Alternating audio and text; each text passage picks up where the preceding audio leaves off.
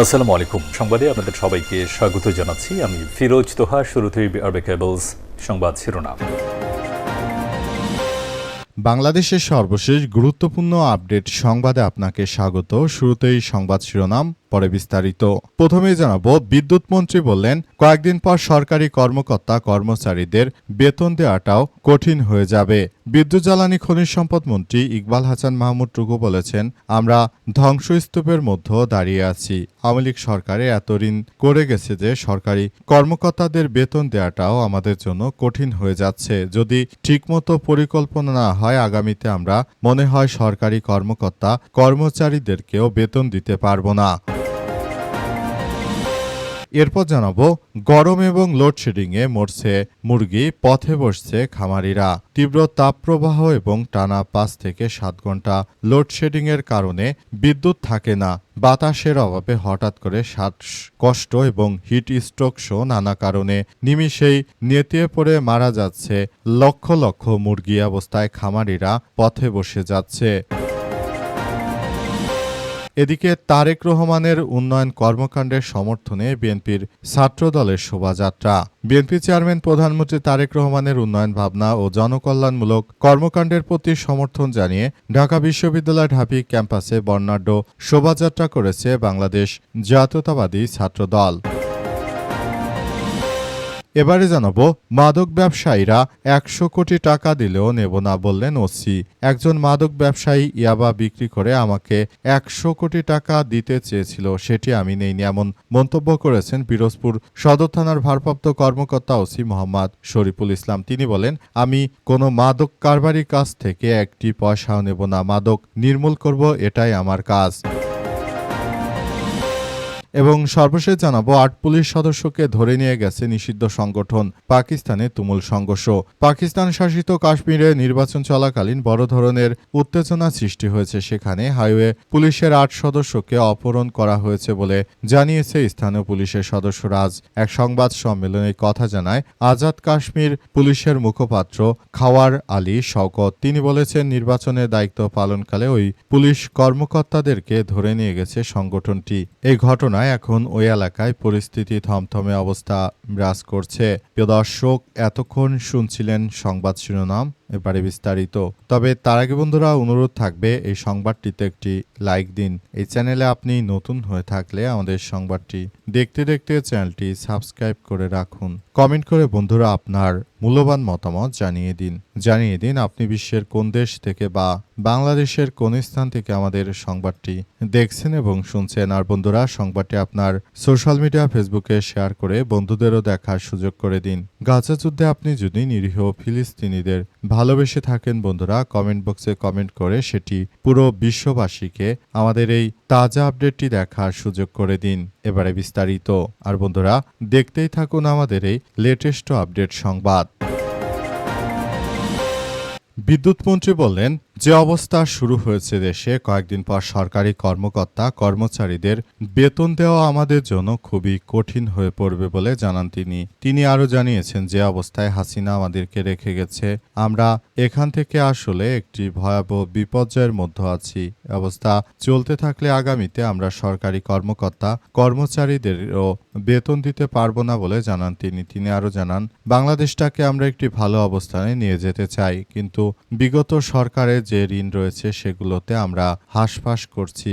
এই ঋণের পরিমাণ এতটাই তীব্র যে আমরা প্রতিটি জায়গা থেকে এই ঋণ কিভাবে পরিশোধ করব এই টেনশনে আছি। তিনি আরও জানিয়েছেন যে দেশটাকে এক ভয়াবহ বিপর্যয়কর সংকটের মধ্যে ফেলে দিয়ে গেছে ফ্যাসিস্ট শেখ হাসিনা। পালিয়ে যাওয়ার আগে তিনি মূলত দেশটাকে এক ভয়াবহ বিপর্যয়কর পরিস্থিতির মধ্যে ঠেলে দিয়েছেন। এখান থেকে আমাদেরকে বেরিয়ে আসতে হলে অবশ্যই প্ল্যান ও পরিকল্পনা করা দরকার, তাছাড়া আমরা এই মুহূর্তে আসলে কিছুই করতে পারছি না বলে জানান তিনি আরও জানিয়েছেন যে দেশটাকে যে মগের মুলুকে পরিণত হয়েছে সেখান থেকে আমাদেরকে বেরিয়ে আসতে হবে। যদি আমরা সেটা করতে না পারি, ভবিষ্যতে আমাদের জন্য আরো ভয়াবহ বিপজ্জনক পরিস্থিতি অপেক্ষা করছে বলে জানান তিনি। এবং নতুন করে সমৃদ্ধির একটি বাংলাদেশ গড়ে তোলা কখনোই সম্ভব হবে না। দেশটাকে যে মগের মুলুকে পরিণত করেছে সেখান থেকে আমাদেরকে রাষ্ট্রকে বেরিয়ে আসতে হবে, তাছাড়া আর কোনো উপায় থাকছে না।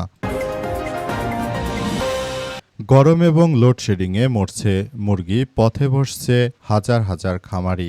বাংলাদেশে যে সরকার এসেছে, আসলে তারা ক্ষমতা আসার পর থেকে দেশটা এক ভয়াবহ বিপর্যয়কর পরিস্থিতির মধ্যে পড়ে গেছে।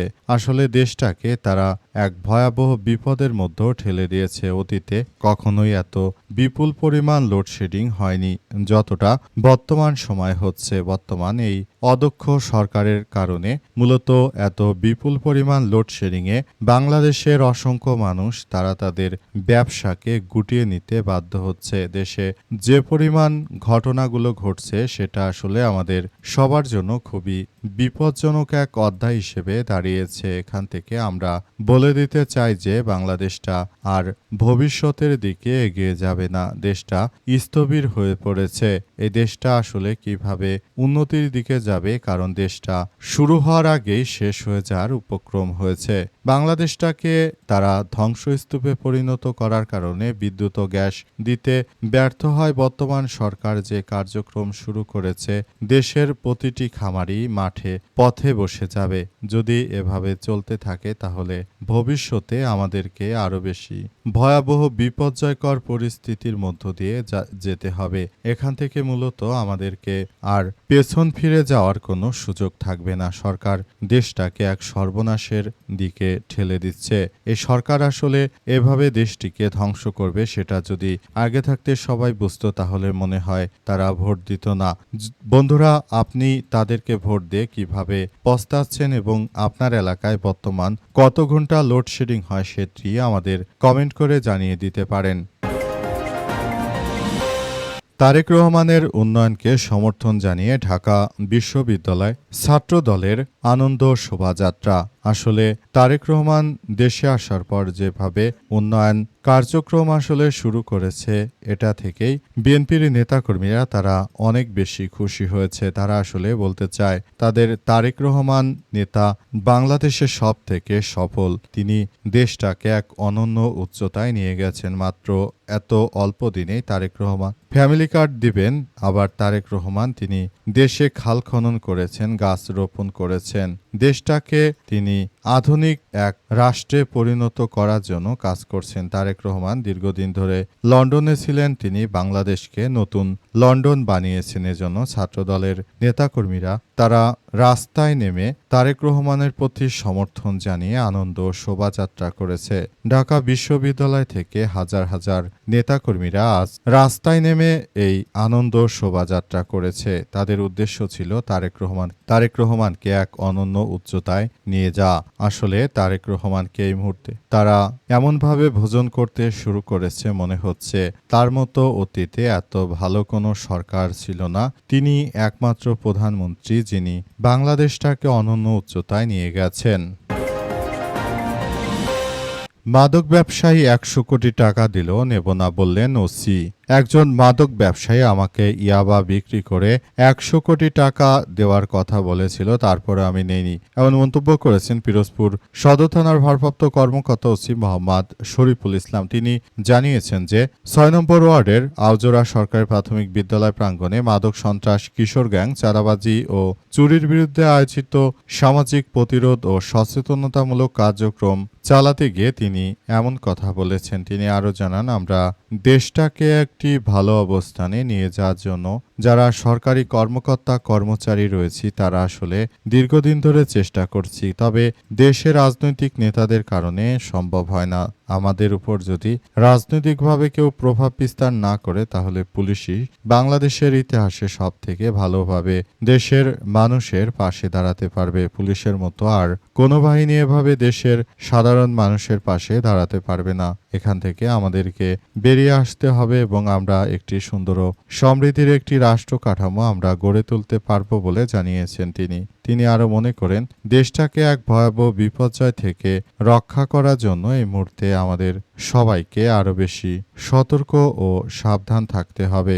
অবস্থা চলতে থাকলে তাহলে ভবিষ্যতে আমরা এগিয়ে যেতে পারবো।